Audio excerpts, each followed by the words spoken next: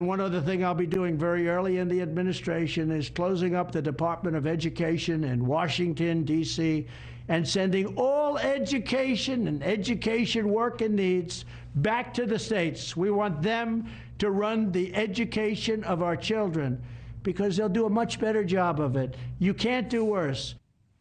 You know, it's a promise we've heard from President-elect Trump many times on the campaign trail that he would be sending education back to the states. Now, you've heard a lot of people say he's going to dismantle it, he's going to abolish it. We've heard that too, but sending it back to the states is a lot different than completely abolishing it, and nobody's over education. So I think it's really important to clarify those things. With Republicans leading the Senate and the House, it could be one step closer to reality. We want to talk a little bit more about this with Jeanne Allen, the founder and CEO of the Center for Education Reform and the Yass Center for Education. Did I say all that right? You did, but CER, thank you. Thank you so much. Okay, so talk a little bit about the fact that he wants to send educational oversight to individual states.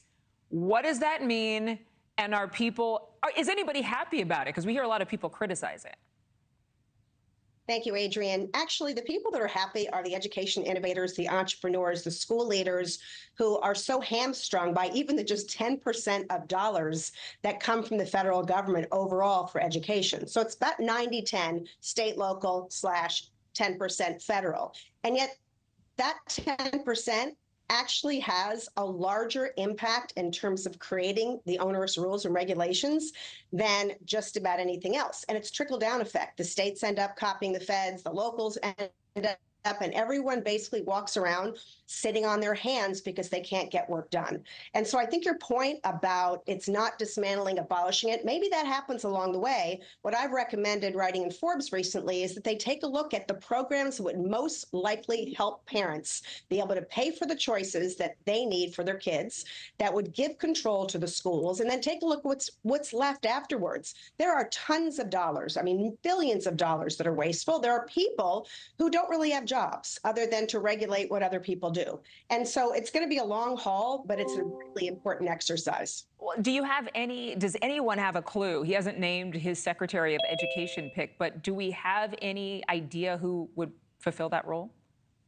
There are a lot of names being thrown around, a lot of state superintendents, people like you're seeing on your screen right now. I think it's a really difficult decision they're going to have to make. They're going to need someone who I would call a plumber, someone who actually knows how to get in the federal pipe, someone who knows what all those dollars do, someone who knows how to follow the people. They're going to need someone who actually doesn't want a job after this administration, because it's going to be a really tough sell to get back into education after you've actually fought and cajoled your way through not just Democrats, but many Republicans who don't want to do it.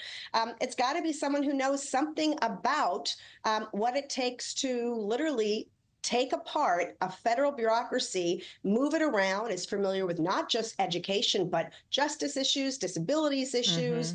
School lunch program is at the USDA, the Department of Agriculture. There's a lot to do. It's got to be somebody tough and somebody who's up for the job, and I'm sure they will find great people out there. Well, you know, and I know you touched briefly on school choice, which is a big deal to him, but I've got to ask the question that a lot of people use in this discussion, and that's him cutting federal spending for any school pushing critical race theory, racial gender ideology, and other what he calls on his campaign page inappropriate racial, sexual, or political content on our children. He's also talked about putting the Bible back in school. In terms of all of that, what are your thoughts? Federal money should not be supporting anything that doesn't apply to the 3 R's, frankly, and history and civics. Look, the Department of Education was only created as a campaign reward to the NEA by Jimmy Carter. Right away, Ronald Reagan, my first boss, wanted to get rid of it. People have been having this argument for years, but what's happened and where DEI and those things come from is we have to be really careful. Those things come from encouraging language in statute. And that encouraging language then gets picked up by states. And so he can have a carrot and stick approach. He needs legislation for it.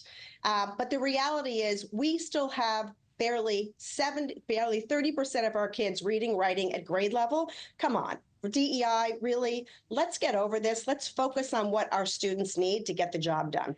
Thanks so much for watching. Go to joinnn.com to find News Nation on your television provider. And don't forget to click the red subscribe button below to get more of News Nation's fact-driven, unbiased coverage.